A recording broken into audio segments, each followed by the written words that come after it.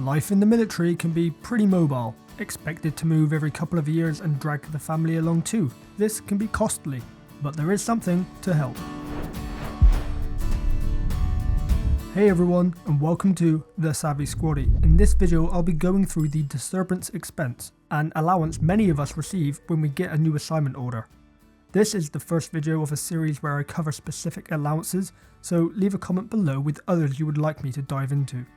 So firstly, what is Disturbance Expense? Well, let's take it straight from JSP 752, which is linked below. Disturbance expense is to contribute towards the necessary additional expenses that may arise when the services require their personnel to make a qualifying move to or from a residence at work address on permanent assignment. In simple terms, it's there to help you with the various costs that come with moving to a new home, and it applies to moves within the UK, from the UK to overseas, from overseas back to the UK, and even from overseas to overseas postings. But what are these various costs that it contributes to? Again, let's just take it straight from the JSP. Preparation of current accommodation for March out, so hiring a professional cleaner or painter, which is what we did in our last SFA. Mail redirection, additional cost of postage/telephone calls, loss of food, installation of domestic appliances, alterations to electrical fittings, clearance of garden waste/household rubbish, provision or alteration of furnishings, installation of satellite/cable equipment, and insurance of stored items. In case people aren't aware, even though removals are paid for by the MOD, they don't provide insurance. So if they drop and break your stupidly oversized, very expensive, fancy paper-thin TV as they carry it into your house, which happened to a friend of mine, they are not liable. They will not pay for it. So insurance is advised, and the disturbance expense is there to pay for it. You don't have to take insurance out, but you do so at your own risk. Now, not all of these will apply to everyone when they move. When I moved last year, only 5 of these were applicable, and we didn't spend the full amount of DE. I'll come on to the amounts in a bit, but the point here is that whilst some moves might see you spend more than the compensation, others will see you spend less. Over the course of a career, it balances out. I had around £400 left over last year from the DE I received. Not gonna lie, can't remember what we then spent it on. Some of it most likely went on takeaway. But in the future, when I move and it potentially comes to £400 more than the disturbance expense I'll be given, I can't really complain as I've profited from it with previous moves. It shouldn't be looked at in isolation. Some things that it doesn't cover you for are hotel costs, removal of your personal effects, storage of items that are not taken overseas, cost of a hire car when moving overseas, and any fees associated with buying, selling or letting a property. Some of these are covered by other allowances. For example, when moving you are entitled to a hotel. When we moved last year we got a hotel for the night, all booked and paid for by the MOD, breakfast included of course. This was because the removal company couldn't pack up the old house and unpack in the new house all in one day. So we stayed in a hotel because both houses were completely empty, and if I wanted to sleep on the floor, I'd go on exercise. So, who is eligible for the disturbance expense? Well, all those in regular service, MPGS, FTRS full commitment, can receive DE on moving from Phase 1 to Phase 2 and any subsequent qualifying moves. I remember getting excited because I was going to get an extra £100 or so just for moving to Bovington from Pirbright. It's the little things. Also, a bit morbid, but certainly relevant, if a serving person dies, then their immediate family is entitled to DE for any move between service accommodation and for their final move into private accommodation. But there are also those who are ineligible. You're not going to get DE upon starting Phase 1 training. You also won't receive it when you leave the forces, except for redundancy, medical discharge, or final tour of duty reasons, the latter of which I will not be going into detail in this video.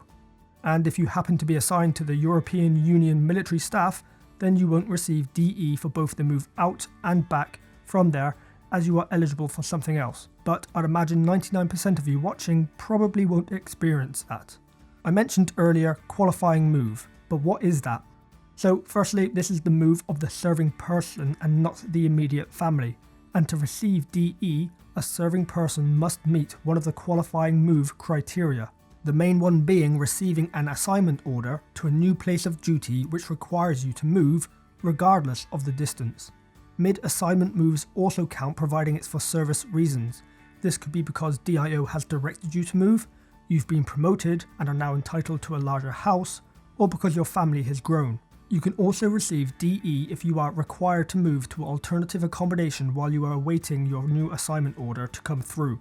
You'll also be entitled to another DE if you are then required to move again because that assignment order is in a different location to where they moved you to. So those are moves which qualify for disturbance expense. But what doesn't qualify for it? Well, a move between two selected places of residence. SPR is different to RWA, which is residence at work address. An SPR tends to be if you own or rent a property which you would otherwise live in full time were it not for service life. Perhaps your family live there and you go back on the weekends as you have a room in the block, whilst an RWA would be where you live during the week and commute from. In this example, it would be the room in the block. Either way, moving from one SPR to another doesn't entitle you to DE because the move has to be between one residence at work address to another.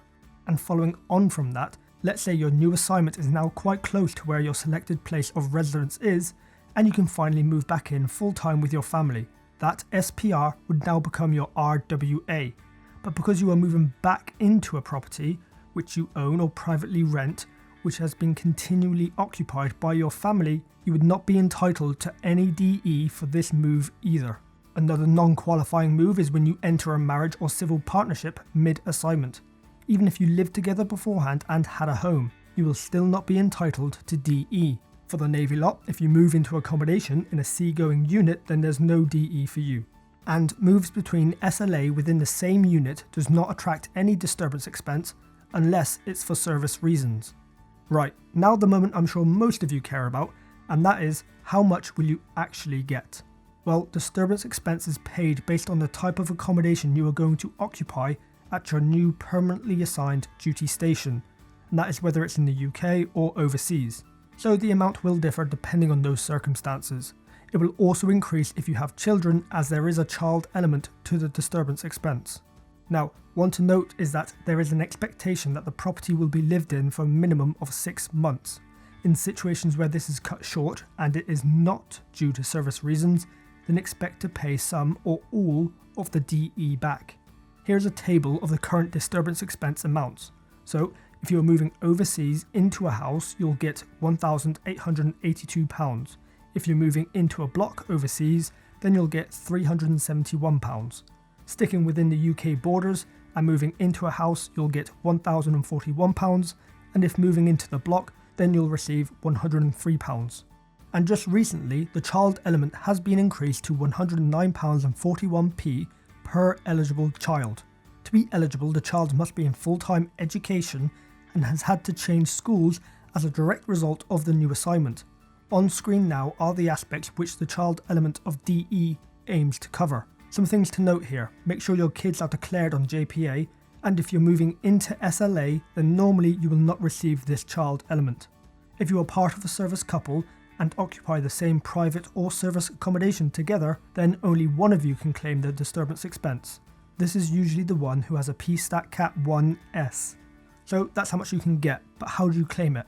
Well, it's pretty simple. It's done via JPA. Walkthrough guides can be found on JPA. You can submit a claim from 45 days before your expected move-in date, and the relevant amount will be included in your pay. Depending on when you submit the claim will depend on which month's paycheck it will be in. Now, I've moved twice into SFA in the last 4 years, both times receiving the £1,041, and both times I've not spent that amount. Personally, I think it's quite good, but I know that there are some gripes out there about it. For example, from my understanding, whilst you receive the higher amount for being assigned overseas, when coming back to the UK, you receive the lower amount. This is where you need to remember that the disturbance expense should be looked at over the course of your whole career and not in isolation of any one move. And, in my opinion at least, the amount you receive shouldn't be a target you aim to hit. If anything, reduce your costs as much as possible so you can pocket more of it for yourself. Have any tips on how to do this? Then please leave a comment below sharing them. Right, there you have it, the main points surrounding the disturbance expense. I have linked below the most up-to-date version of JSP 752. More information can be found there for more nuanced situations. If your question hasn't been answered here, then refer to the JSP or speak to your HR. What are your thoughts on the disturbance expense?